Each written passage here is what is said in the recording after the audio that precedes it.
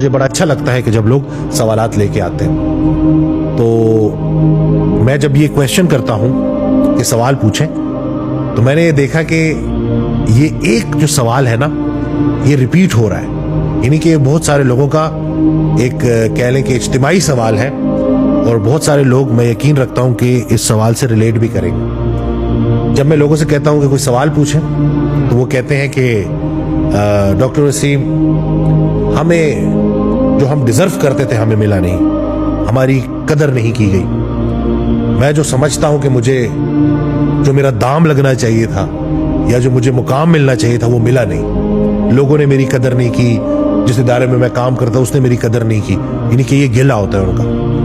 تو اس دن میں آڈیو سن رہا حضرت واصف علی واصف رحمۃ اللہ کی، تو اس میں ارشاد فرماتے ہیں کہ اپنی قیمت لگانا بند کرو۔ یہ جو اپنی قیمتیں لگاتے رہتے ہیں نا کہ ہائے مجھے تو وہ ملا نہیں جو میں ڈیزرو کرتا تھا، یہ فوراً گلے میں چلا جاتی ہے بات اور ناشکری میں چلی جاتی ہے۔ اب سے ہم کیا بولیں گے کہ جو بھی مجھے ملا اللہ نے مجھے میرے حق سے زیادہ دیا، نعمتیں گننا تو شروع کرو۔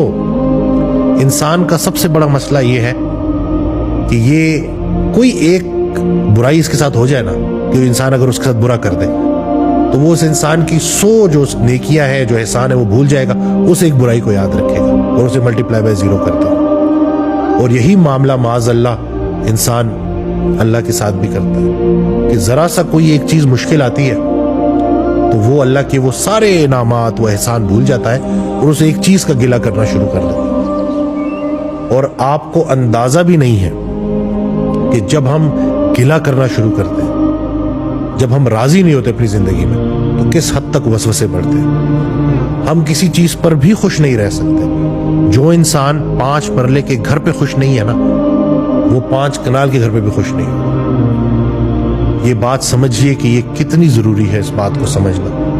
خوش نصیب وہ ہے جو اپنے نصیب پر خوش ہے۔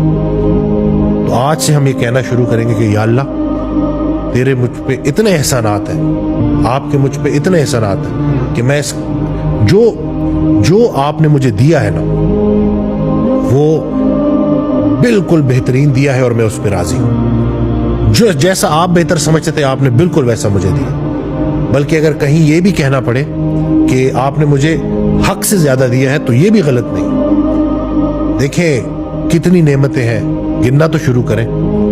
یہ نظارے بنائے اللہ نے اور اس کے بعد اس کو دیکھنے کے لیے آپ کو آنکھیں دے دی، عقیدہ دے دیا، ایمان دے دیا، والدین دے دیے۔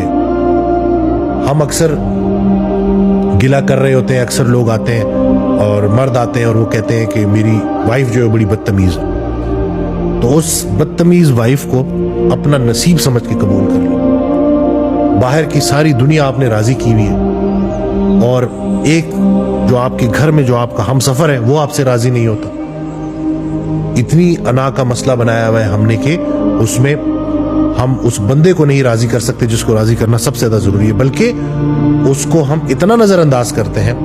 کمزور بیویوں کو ہم نے اتنا نظر انداز کیا ہے کہ وہ کمزور بیویاں اب اتنی طاقتور ہوتی جا رہی ہیں کہ وہ معاذ اللہ کہیں عذاب کی شکل اختیار نہ کر لیں۔ اور یقین جانے جو میں سن رہا ہوں، جو میں دیکھ رہا ہوں نا، یہی ہوتا نظر آ رہا ہے۔ رشتے کمزور ہو گئے۔ پہلے دشمن جو ہے نا دور کہیں رہا کرتے تھے، اب گھروں کے اندر ہی جانے دشمن ساتھ ساتھ رہ رہے۔ کیا ہو گیا ہے؟ چھوٹی سی زندگی ہے، 4 دن کا میلہ ہے، پھر اس کے بعد یہ سب ختم ہونے والا ہے۔ تو یہ جو کچھ عرصے کا سٹے ہے عارضی اس دنیا میں، اس میں بھی ہم راضی نہیں رہ سکتے۔ یہ جو قریبی ارد گرد رہنے والے ہیں نا انہی کا پوچھا جائے گا۔ اور جب ہم نکاح کرتے ہیں تو وہ وعدہ ہے، تو زیادہ تر لوگوں کو تو وہ وعدہ ہی یاد نہیں ہے اور ہمارے وعدوں کا اللہ ہم سے پوچھے گا۔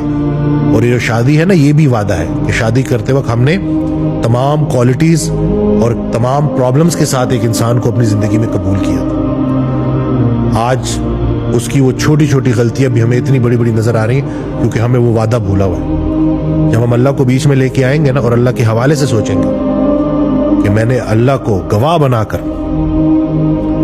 اس رشتے کی ابتدا کی تھی اور وعدہ لیا تھا، تو بڑے مسئلے ہمارے حل ہو جائیں گے۔ اور یہ دونوں کے لیے ہے، گھر کو جنت بنانا ہے جی، ایک دوسرے کو فتح کرنے کی مشن پہ نکلے ہوئے ہیں میاں بیوی، جس سے پوری فیملی سفر ہو رہی ہے, خود بھی راضی نہیں ہے, بچے بھی افیکٹ ہو رہے ہیں. تو اس بات کو سمجھیے, اللہ پاک ہمیں عمل کرنے کی توفیق دے. چینل کو سبسکرائب کرنا نہ بھولیے گا, دعاؤں میں یاد رکھیے گا.